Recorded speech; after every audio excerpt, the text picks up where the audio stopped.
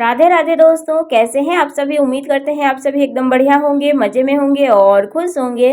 तो दोस्तों, ये कार्तिक का महीना चल रहा है और कार्तिक के महीने में कृष्ण पक्ष की अष्टमी तिथि को मनाई जाती है, अहोई अष्टमी।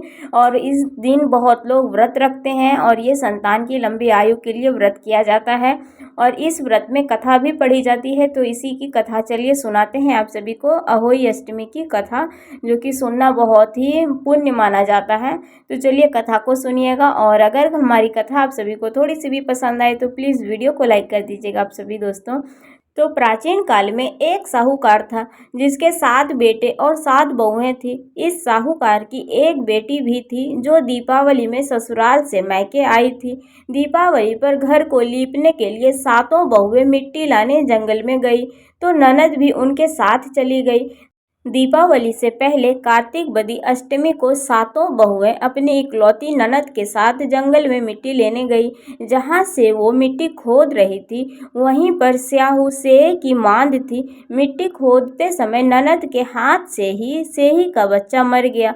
इससे क्रोध में आकर स्याऊ माता ने ननद से कहा कि अब मैं तेरी कोख बांधूंगी।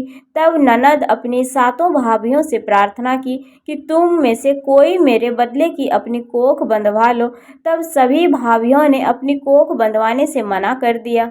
लेकिन छोटी भाभी सोचने लगी कि अगर मैं कोख ना बंधवाऊंगी तो सासू जी नाराज हो जाएंगी। ऐसा विचार कर ननद के बदले छोटी भाभी ने ही अपनी कोख बंधवा ली। उसके बाद जब उसे जो बच्चा होता वह 7 दिन बाद मर जाता। एक दिन साहूकार की स्त्री ने पंडित जी को बुलाकर पूछा कि क्या बात है, मेरी बहू की संतान 7वें दिन क्यों मर जाती है।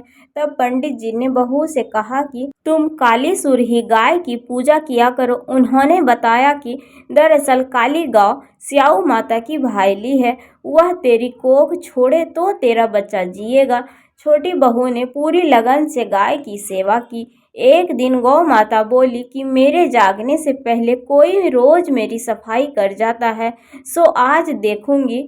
तो गौ माता खूब तड़के जागी तो क्या देखती है कि साहूकार की बेटे की बहू उसके नीचे सफाई आदि कर रही है। इससे गौ माता प्रसन्न हुई और बोला कि मैं तुझसे प्रसन्न हूँ, तुझे जो चाहिए वो मांग ले। तब साहूकार की बहू बोली कि स्याऊ माता तुम्हारी भाईली है और उन्होंने मेरी कोख बांध रखी है, उनसे मेरी कोख को खुलवा दो। गौ माता ने कहा अच्छा। तब तो गौ माता 7 समुद्र पार अपनी भाईली के पास उसको लेकर चली। रास्ते में कड़ी धूप थी, इसलिए दोनों एक पेड़ के नीचे बैठ गई। इतने में वहां एक सांप दिखाई दिया। उसी पेड़ पर गरुड़ पंखिनी के बच्चे थे। सांप गरुड़ पंखिनी के बच्चे को मारने लगा। तब साहूकार की बहू ने सांप को मारकर ढाल के नीचे दबा दिया और बच्चों को बचा लिया। थोड़ी देर में गरुड़ पंखिनी आई तो वहां खून पड़ा देखकर साहूकार की बहू को चोंच मारने लगी। तब साहूकारनी बोली कि मैंने तेरे बच्चे को नहीं मारा है, बल्कि सांप से तेरे बच्चे को डसने से बचाया है। मैंने तो तेरे बच्चों की रक्षा की है। इससे गरुड़ पंखिनी प्रसन्न हुई और बोली कि मांग क्या मांगती है। तब वह बोली 7 समुंदर पार स्याऊ माता रहती है, मुझे तू उसके पास पहुंचा दे। तब गरुड़ पंखिनी ने दोनों को अपनी पीठ पर बैठाकर स्याऊ माता के पास पहुंचा दिया।